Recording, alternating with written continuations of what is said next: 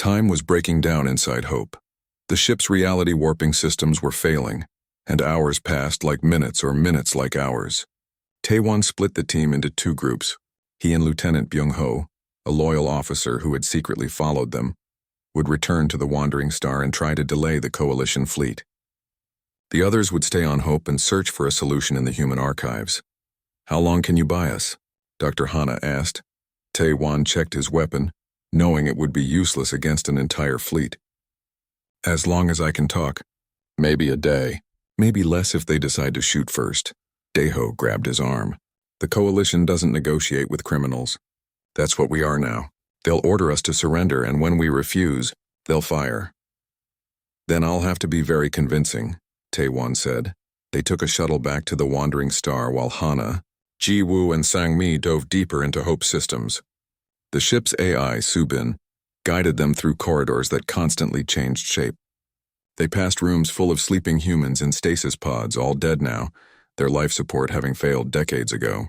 They passed laboratories where impossible experiments had been conducted. And everywhere the echoes were growing stronger. One touched Sang-mi's shoulder and she screamed. Her skin turned transparent for a moment, showing bones and muscles and things that existed in dimensions humans couldn't normally see. Ji-woo pulled her away, and slowly Sang-mi returned to normal. But her eyes had changed. "They saw too much now. I felt them," she whispered. "The transcended humans. They're not evil. They're just suffering so much. Imagine being stretched across infinity, feeling everything and nothing at once, unable to die, unable to live. They want it to end. They're begging for it to end." Meanwhile, the Wandering Star moved to intercept the Coalition fleet. 20 massive warships hung at the edge of the Forbidden Zone, their weapons glowing with charging energy. Admiral Yujin commanded the flagship, and her voice crackled across the communication channel. "Unidentified vessel, you have entered a restricted zone. Power down your engines and prepare to be boarded. This is your only warning." Taewon opened a channel, broadcasting his Coalition credentials. "Admiral Yujin, this is Commander Taewon, Coalition Security. I'm transmitting classified information about the Forbidden Zone. You need to see this before you do anything. Commander Taewon, you're listed as absent without leave. Your credentials are suspended. Surrender immediately. Admiral, please. Just look at the data. The Forbidden Zone isn't what we thought. There are humans here alive protecting the galaxy from something catastrophic. If you destroy this place, you'll kill billions and possibly trigger a dimensional collapse." There was silence. Then another voice cut in, smooth and political. "Commander Taewon, this is Counselor Hyunwoo. I'm ordering the Admiral to open fire if you don't comply in the next 10 minutes. We know what's in the Forbidden Zone. We've always known. That's why it must be destroyed." Taewon's blood went cold. "You knew? The Coalition knew about the humans?" "Of course we knew," Hyunwoo said. "Why do you think we made the zone forbidden? Human technology is too dangerous. If other species learned about transcendence, they'd try it themselves. We'd have a dozen dimensional breaches across the galaxy. Better to let the humans and their failed experiments stay buried." "But they're not dead," Taewon said. "They're suffering. And they're trying to protect everyone from their own mistake." "Then they can keep suffering in silence," Hyunwoo replied coldly. "Admiral, you have your orders. Destroy the human ship and everything around it." Inside Hope, Dr. Hana made a discovery. She was reading through the original Transcendence research when something clicked. "The process failed because humans tried to transcend as individuals," she said excitedly. "Look at this." The technology required absolute synchronization between billions of minds. But human nature made that impossible. Everyone thought differently, wanted different things. The collective consciousness couldn't form properly. "So the transcendence can't be completed," Ji-woo said. "We already know that." "But maybe we're thinking about this wrong," Hana continued. "We can't complete it and we can't destroy it. But what if we give the echoes their own space? What if we create a pocket universe separate from ours, where they can exist without threatening normal reality?" Subin's light form appeared beside them. "We considered that. The power requirements are astronomical, and it would need a human consciousness to guide the process, a living human mind to serve as a bridge between their dimension and the new universe we'd create." Ji-woo looked at Jae-hyun's dying body in the medical bay. "He can't do it. He's barely alive." "No," Subin said quietly. "It would have to be someone else. Someone willing to connect directly to the Transcendence Chamber and guide 4 billion fractured souls into a new reality. The process might kill them, Or it might change them forever. We couldn't ask that of anyone. Jiwoo met Hana's eyes. They both knew what she was thinking. My grandmother came here looking for answers. She gave her life trying to help. I won't let that be for nothing. Jiwoo, no, Hana said. You don't know what will happen to you. I know exactly what will happen, Jiwoo said calmly. I'll save 4 billion souls from eternal suffering. I'll prevent the coalition from destroying something beautiful. And I'll finish what my grandmother started. That's enough. Outside, the coalition fleet was moving into attack position. Admiral Yu-jin clearly didn't want to fire, but Counselor Hyunwoo was pushing her. Half the fleet followed the admiral's hesitation. The other half followed Hyunwoo's orders. The fleet was fracturing. Taewon saw his chance. He broadcast everything, not just to the admiral but to every ship in the fleet, every crew member, every officer, every pilot. He sent them Jiwoo's grandmother's logs. He sent them footage of Jae-hyun's 300-year sacrifice. He sent them images of the suffering echoes and the beauty of human achievement. And he sent them proof that Counselor Hyunwoo wanted to destroy it all to keep it secret. Look at what you're about to destroy, Taewon said. These humans could have run. They could have escaped and left the galaxy to burn. Instead, they stayed. They suffered for 3 centuries to protect all of us from their own mistake.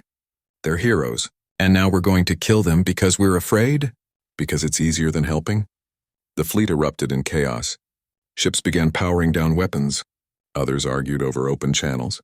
A few vessels even moved to defend hope against the others.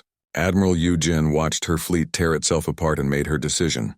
Ceasefire, she ordered. All ships stand down. Counselor Hyunwoo, you're under arrest for falsifying council orders and conspiracy to commit genocide. You can't arrest me, Hyunwoo snarled. I speak for the council. I'll have your command. Try it, Yu-jin said coldly. The fleet answers to me now. Commander Taewon, you have 48 hours. Show me the solution of yours works or I'll destroy that ship myself to protect the galaxy. Inside Hope, Jiwoo was already walking toward the Transcendence Chamber. Hana and Sangmi worked frantically to prepare the systems. They redirected power from every system in the ship, even life support. Taeho brought the Wandering Star alongside Hope and connected it to the power grid. His ship would serve as an additional battery, probably destroying it in the process. Ready? Sangmi asked Jiwoo. The young woman looked at the chamber, a sphere of swirling energy that would connect her directly to 4 billion suffering minds. She thought of her grandmother, who had died seeking the truth. She thought of Jae-hyun, who had endured 3 centuries of pain. She thought of all the species in the galaxy who would never know how close they came to extinction. Ready, she said, and stepped inside. The journey to the Forbidden Zone took 3 days. 3 days of jumping through empty space, checking sensors constantly and wondering if they were making the biggest mistake of their lives. The Wandering Star wasn't built for comfort, but it was fast and quiet. That's all that mattered now. Daeho's chief engineer Sangmi kept the ship running perfectly. She was small and fierce, with oil-stained hands and a sharp tongue. She didn't believe in the human myths, but she believed in her captain. That was enough. We're approaching the outer markers, Sangmi called from the engine room. Those automated defenses should activate any minute now. Taewon stood on the bridge watching the empty space ahead. According to all coalition maps, nothing existed here. Just darkness and warnings. But his sensors were picking up something massive, something that bent space around it. There, Jiwoo said, pointing at her screen. Defense grid powering up. 20 weapons platforms, all targeting us. The ship shook as targeting lasers locked onto them. Red lights flashed across every console. Daeho's hands moved quickly over the controls, ready to dodge, but the weapons didn't fire. They just watched, waiting. Dr. Hana rushed to the communications panel. They're scanning us. Running some kind of identification protocol. It's old, really old. Older than the coalition itself. Can you respond? Taewon asked. Hana's fingers flew across the keyboard. I'm trying. These systems use logic patterns I've only seen in theoretical models. Wait, I have an idea. She began broadcasting mathematical sequences. Simple things at first, pi, the golden ratio, prime numbers. Things any intelligent species would recognize as signs of intelligence and peaceful intent. For a long moment, nothing happened. Then the weapons powered down. A corridor of space opened before them, marked by glowing beacons that shouldn't exist. The beacons pulsed with a soft blue light leading deeper into the Forbidden Zone. It's inviting us in, Daeho whispered. Or it's leading us to a trap. Only one way to find out, Taewon said. They followed the corridor, and space began to feel wrong. The sensors showed numbers that made no sense. Time moved differently here. Faster in some places, slower in others. The crew saw things that couldn't be real. A blue-green planet that appeared and disappeared, faces in the stars, memories that weren't theirs. "We're passing through some kind of reality distortion field," Sangmi reported, her voice shaking. "The ship's holding together, but barely. Whatever created this field has technology centuries beyond ours," Jiwoo suddenly cried out. Her screen showed something that made everyone crowd around to look. Ships. Hundreds of ships, all floating in perfect stillness. They belonged to species nobody had seen in thousands of years. Extinct civilizations preserved like insects in amber. "It's a graveyard," Hana breathed. A graveyard of everyone who tried to enter the forbidden zone. But these ships weren't destroyed. They were frozen, caught in time itself. Some still had power readings. Some had crew inside, suspended in the moment of their death or discovery. "Look for my grandmother's ship," Jiwoo said urgently. "The research vessel Dawn Seeker. She disappeared 40 years ago near here." They searched the graveyard carefully, moving between the silent vessels. Each one told a story of curiosity that led to doom. Then Jiwoo's scanner beeped. She had found it. The Dawn Seeker floated nearby, its hull intact but covered in strange crystalline growth. Whatever had frozen these ships had tried to preserve them. Daeho brought the Wandering Star alongside, and Taewon led a small team across in environment suits. Inside the Dawn Seeker, everything was exactly as it had been 40 years ago. Coffee cups still sat on tables, their contents frozen in time. Datapads showed the last readings taken before whatever happened here, and in the captain's chair sat Jiwoo's grandmother, perfectly preserved, her eyes still open and looking at something beyond the view screen. Jiwoo touched the console, and it activated. Power still flowed through the ship's systems. A recording began to play showing her grandmother's face. "This is Captain Lee, Dawn Seeker. If anyone finds this, you've come too far. Turn back now."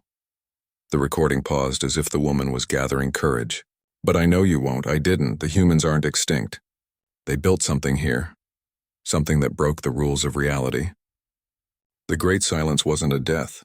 It was a choice. They're waiting for something or hiding from something. I'm going deeper into the zone. Tell Jiwoo I found what I was looking for. Tell her I found the answer to the universe's greatest mystery. The recording ended. Jiwoo stood in silence, tears running down her face. Her grandmother had been so close, had learned so much, and then she had pushed forward into the unknown. "We follow her path," Taewon said quietly. "We finish what she started." They returned to the Wandering Star and continued deeper. The blue beacon still guided them, and the human signal grew stronger with every kilometer. It wasn't just a repeating pattern anymore. It was speaking in coalition language, in Vraxian, and a dozen other tongues. The message was simple and clear. Come, find, remember, hope. The beacons led them around a massive anomaly in space, a place where stars bent and twisted. And then they saw it. Everyone on the bridge stopped breathing. A ship floated before them, but calling it a ship was like calling a star a candle. It was massive, the size of a small moon. Its hull was dark metal covered in patterns that hurt to look at, geometry that shouldn't exist.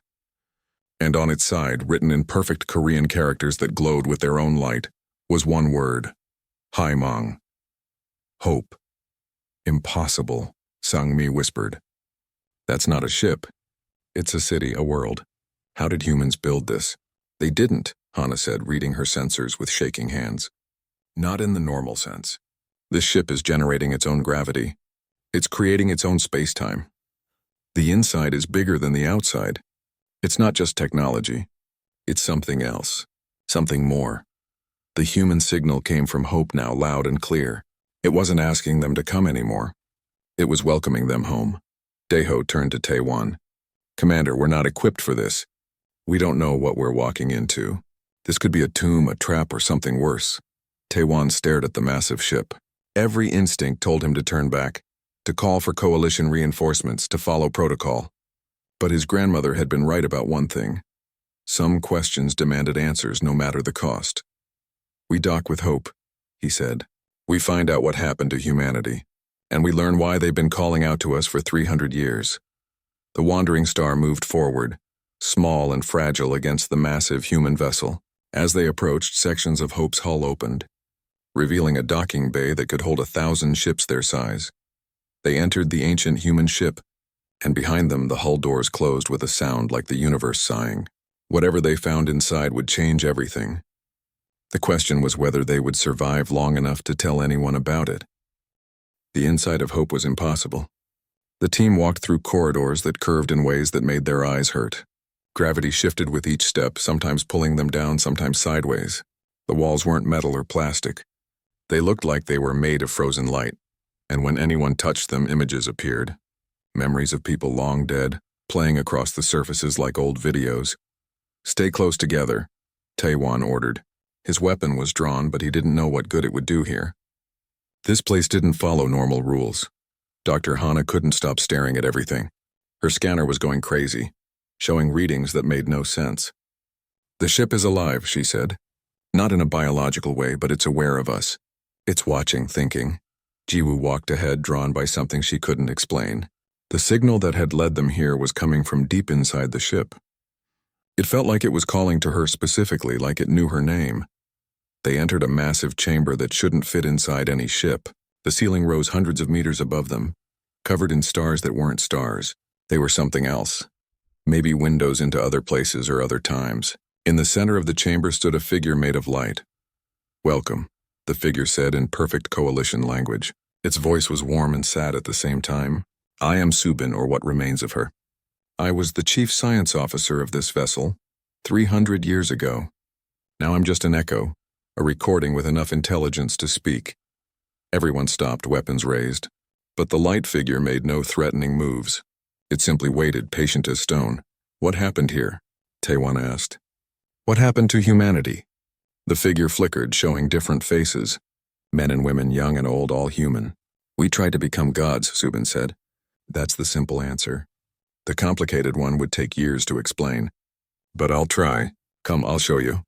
The walls around them changed, showing scenes from the past. Earth, the human homeworld, spinning in space, beautiful and green and alive. Then the images shifted, showing massive ships leaving the planet. Millions of humans spreading across the stars. "We were ambitious," Subin continued. "We reached farther than any species before us. We built wonders, created technology that bent space and time. But it wasn't enough. We wanted more. We wanted to transcend, to become beings of pure energy and thought, to live forever, to exist everywhere at once." The images showed scientists working on impossible machines. They showed experiments that tore holes in reality. They showed humans stepping into the machines and vanishing, their bodies turning to light. "It worked," Subin said, "or we thought it did." The first humans to transcend reported feeling everything, knowing everything. They existed across multiple dimensions at once. It was beautiful. Some more followed. Billions of humans chose to leave their physical forms behind. Then what went wrong? Hana asked. The images turned dark. The light humans began to fragment, breaking apart into pieces. Their screams were silent but somehow worse because of it. "We didn't understand consciousness well enough," Subin said. "Humans are individuals. We think differently, feel differently, want different things. When billions of individual minds tried to exist in the same non-physical space, they couldn't merge properly. They fractured.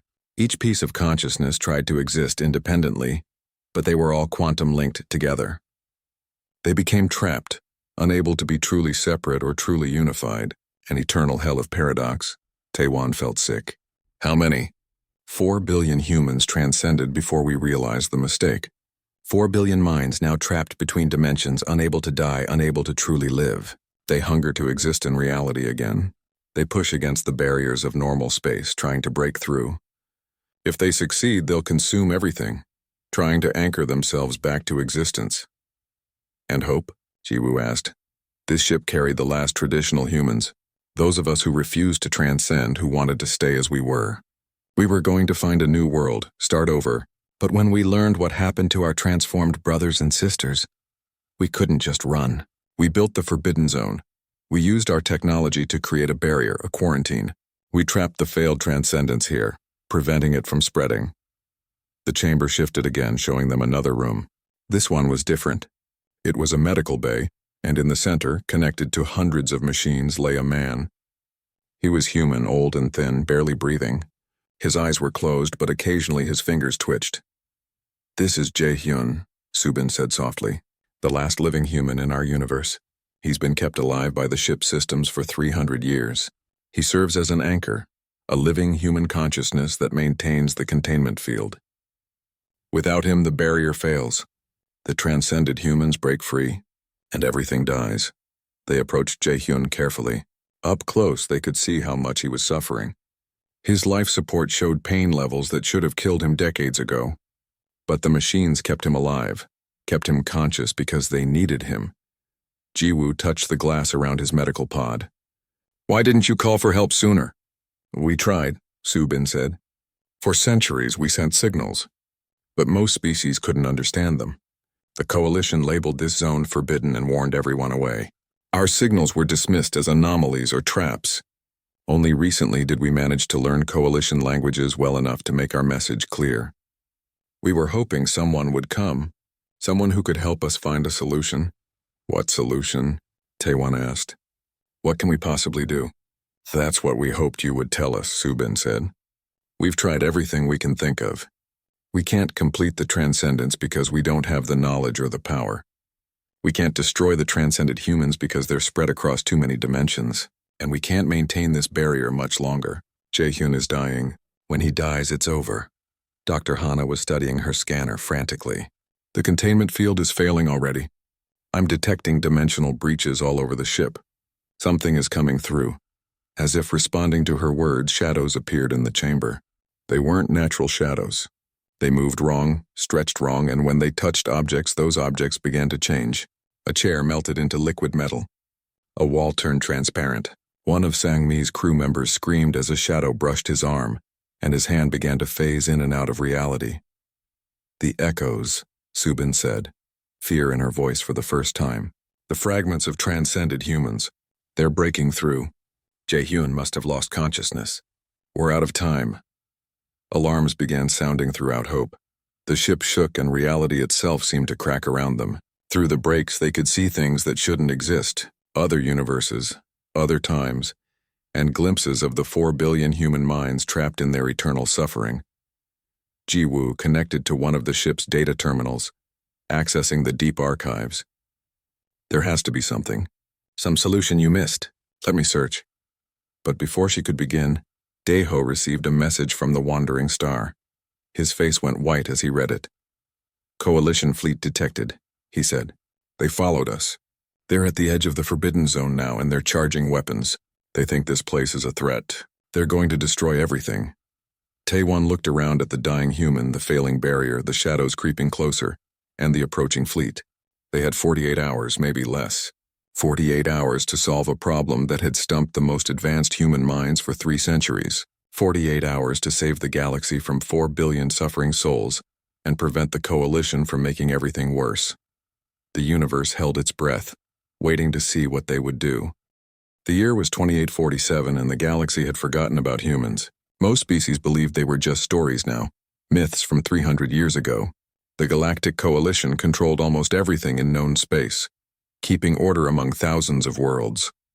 But there was one place nobody went. They called it the Forbidden Zone, or Sector 7. Ancient defense systems guarded it, and anyone who asked too many questions got the same answer: stay away. Commander Taewon stood at the window of Coalition headquarters, staring at the star maps. He was a Vraxian officer, tall with blue-gray skin and eyes that saw through lies. Everyone said he followed the rules perfectly. But lately, something bothered him. Reports kept coming in from the outer rim, strange reports that made no sense. Down in the archives, Dr. Hana was having the same problem. She studied dead civilizations for a living, digging through old files and broken languages. Today, she found something that made her hands shake. The datapad showed signal patterns from the Forbidden Zone, and they matched something in her database. Something impossible. She ran through the halls until she reached Taewon's office. Her dark hair was messy, and her eyes were wide with excitement and fear. "Commander, you need to see this," she said, putting the datapad on his desk. The traitors weren't lying. "There's a signal coming from Sector 7 and it's using human encryption." Taewon's expression didn't change, but his fingers tightened on the desk. "Humans are extinct, Doctor. Everyone knows this." "That's what we're told," Hana said, "but this signal is real. It repeats every 72 hours and it's getting smarter. It's learning our languages, adapting to our attempts to decode it. Dead species don't adapt, Commander. Before Taewon could respond, an alert flashed on his screen. A trading ship had just docked at the station, requesting an emergency meeting with Coalition security. The captain claimed he had physical evidence about the Forbidden Zone. Captain Daeho was exactly what Taewon expected from an Outer Rim trader. Rough clothes, suspicious eyes, and a ship that probably broke half the Coalition safety regulations. But what he carried in a sealed container made Taewon forget about all of that. Found this near the edge of Sector 7, Daeho said, opening the container. Inside was a piece of metal, scarred and burned but still intact. My engineer ran every test we have. It's human-made, no question. But here's the weird part. The damage patterns are recent, maybe a few months old. Dr. Hana picked up the metal carefully, running her scanner over it. Her face went pale. This is from a hull breach.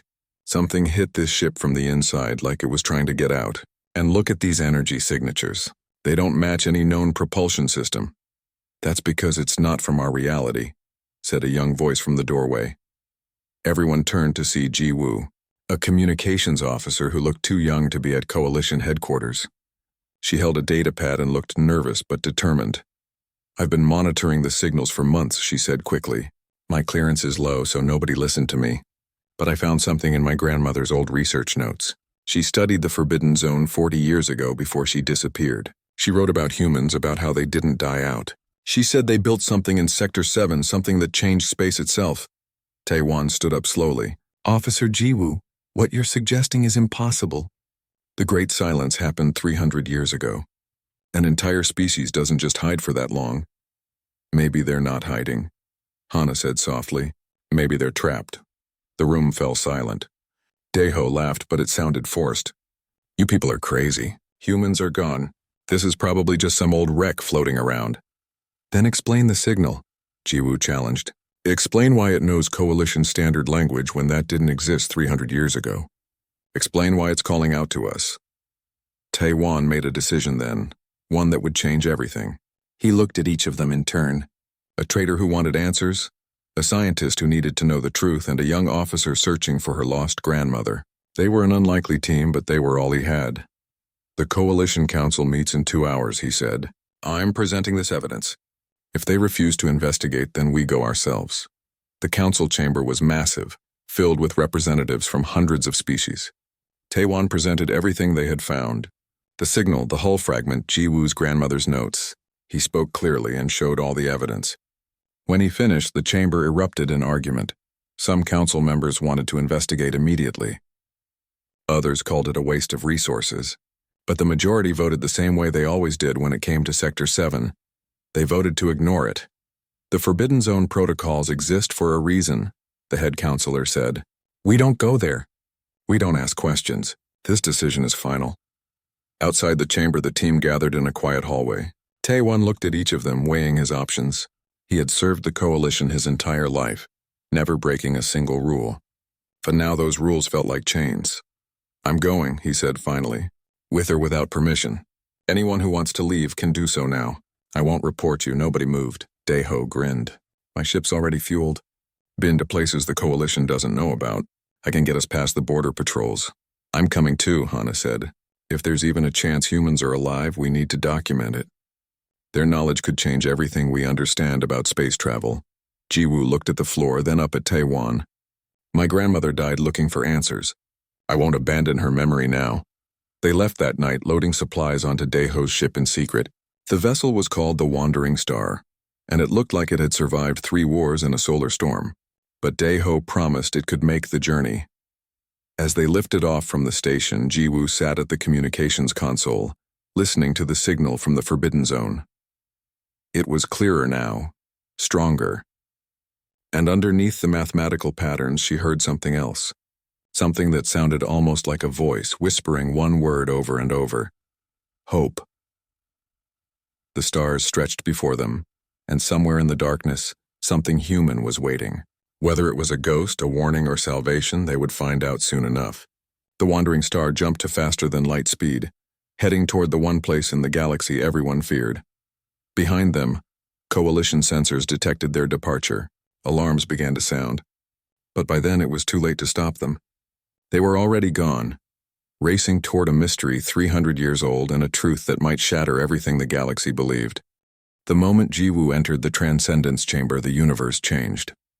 She felt her consciousness expand, stretching across dimensions she couldn't name. Time stopped making sense. Past, present, and future existed simultaneously.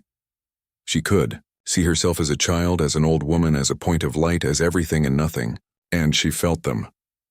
4 billion human minds, fragmented and screaming in silent agony. They had once been people, scientists, artists, parents, children. They had dreamed of touching the face of infinity, of becoming something more than flesh and blood. Instead, they had become prisoners of their own ambition. Each mind was shattered into 1,000 pieces, and each piece was quantum-linked to all the others. They couldn't fully separate, couldn't fully unite, couldn't die, couldn't truly live. Jiwoo wanted to scream, but she had no voice here. She wanted to run, but she had no body. Instead, she reached out with her mind, speaking to the echoes in a language that existed before words. "I see you," she thought.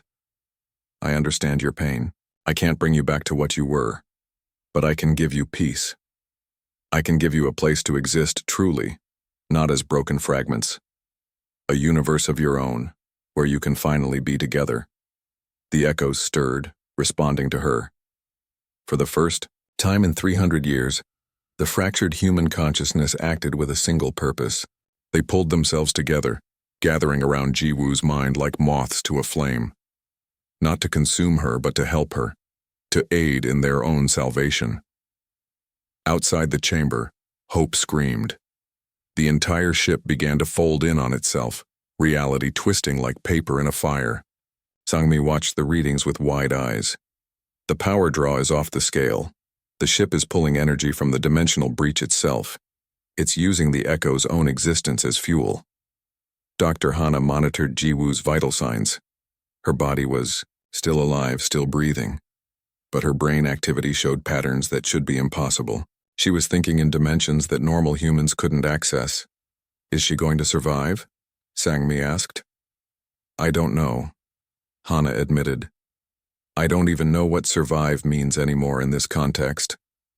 On the wandering star, Daiho felt his ship dying. The power drain was too much. Systems were failing one by one. But he held it together, pouring everything his vessel had into Hope's compression field. "Come on, old girl," he whispered to his ship. "Just a little longer. We've survived worse than this." The Coalition fleet watched in awe and terror as space-time began to collapse around Hope.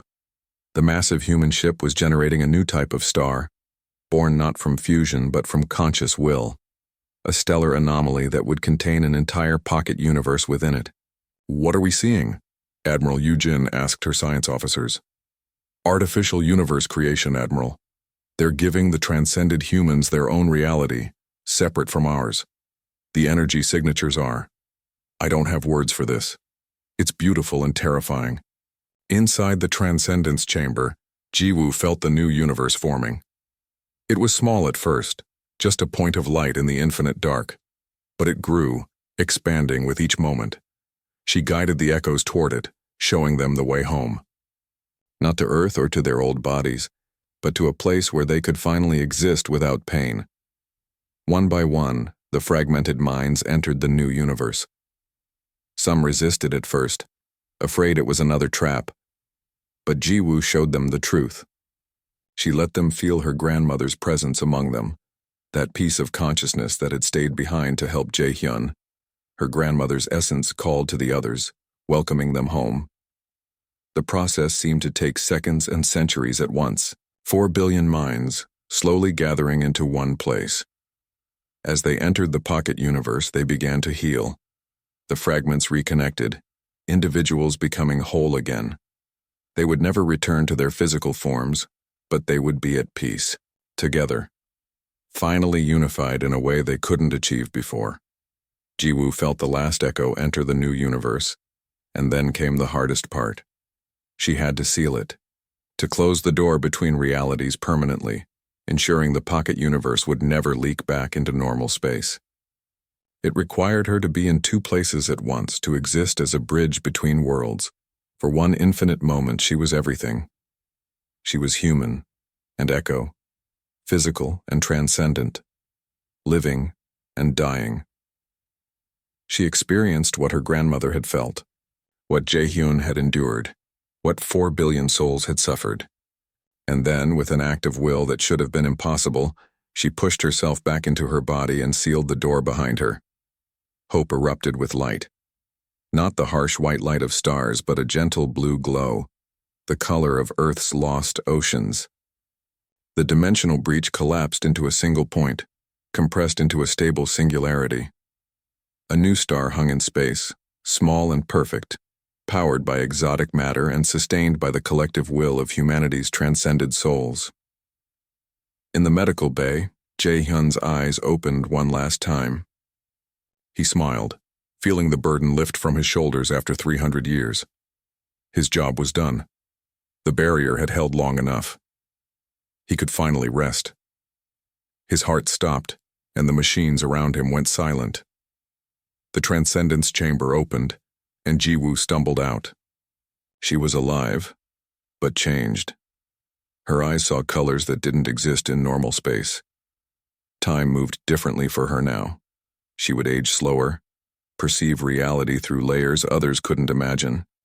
She carried a fragment of the collective consciousness, a small piece of 4 billion souls, not enough to hurt her but enough to remember. Always remember. Dr. Hana caught her as she fell. You did it. You actually did it. They're at peace now, Ji-woo whispered. My grandmother, Jae-hyun, all of them. They're together. They're home. Hope began to transform. The ship was no longer needed as a vessel or a prison. It fused with the new star, becoming a living monument. Its AI constructs, Subin and the others, chose to remain as guardians.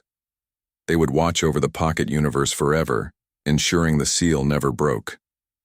The coalition fleet received the final transmission from Hope. Subin's voice, calm and content, spoke one last time.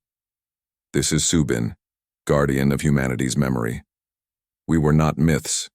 We were real, flawed, ambitious, and ultimately caring. We whispered from the dark not for rescue, but to warn you, the path to transcendence is not through technology alone. It's through understanding what makes existence meaningful. We are here, watching, hoping you'll learn from our mistakes. The stars are vast, but loneliness is vaster. Never stop reaching upward, but never forget to hold on to each other.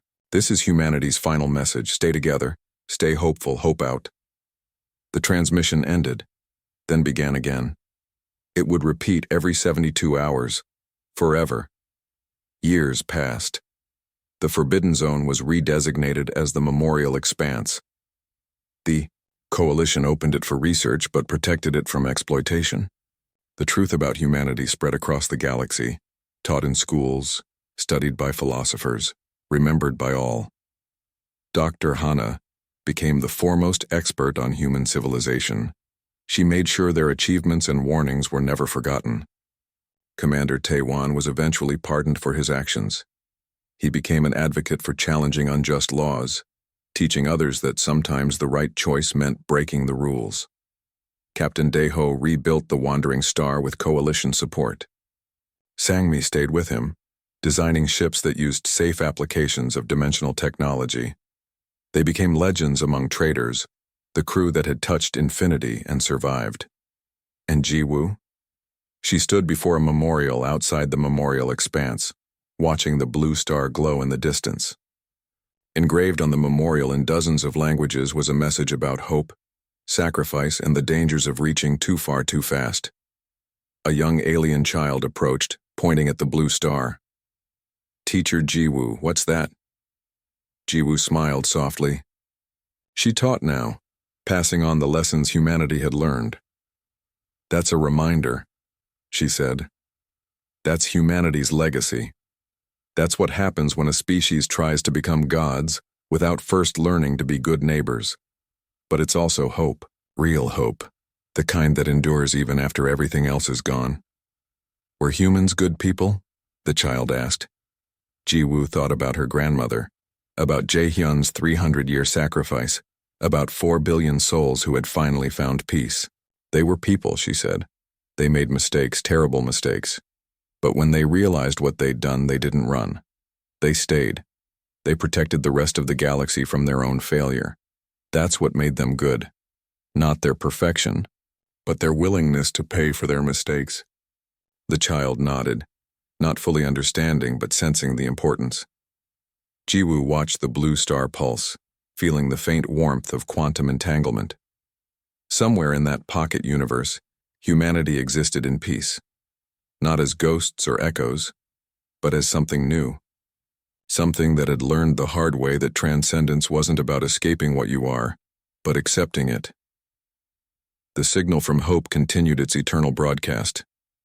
Every 72 hours, Subin's message repeated, reminding the galaxy of the species that had almost destroyed itself, trying to touch eternity, a species that had found redemption not through power or technology but through sacrifice and love. Ji-woo placed her hand on the memorial, closed her eyes and whispered, "Thank you, grandmother. Thank you, Jae-hyun. Thank you, all of you. Rest well, your hope endures."